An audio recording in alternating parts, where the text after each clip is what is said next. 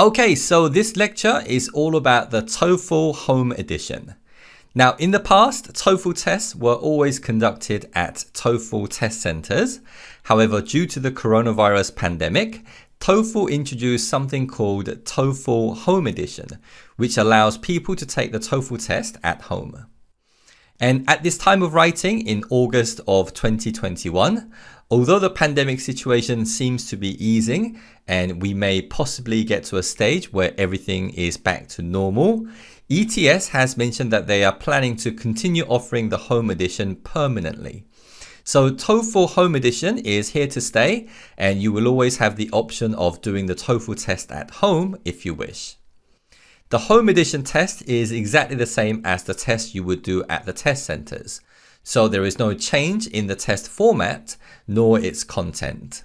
However, because the test is being done at home, there are several differences in the way the test is conducted. First, the test is still proctored online through ProctorU. ProctorU is an external company ETS uses to proctor the TOEFL test at home. They will check to make sure that the desk area you're taking the test is suitable for the test. They want to see a clear desk area, free of any material that might give you an advantage. And as well as the desk area, they will also want to check underneath the desk. Now, I've been told that they just want to see your desk area. So even if you have a bookshelf in the room, as long as it's far away from you, that's fine. Also, the proctor will check the settings of your monitor, such as making sure that you don't have dual monitor function. The proctor will take control of your computer remotely and conduct these checks. Lastly, the proctor will check the room you're having your test in. You have to take the test in a private room, and the test cannot be carried out in a public space. They will also check to make sure that there is no one else in the room while you're taking the test. Also, during the test, you have to make sure that you are visible through your webcam. This is to ensure the proctor can see what you're doing throughout the test and make sure that you're not doing anything suspicious. Lastly, another key difference of taking the test at home is that you're not allowed to take notes on regular paper.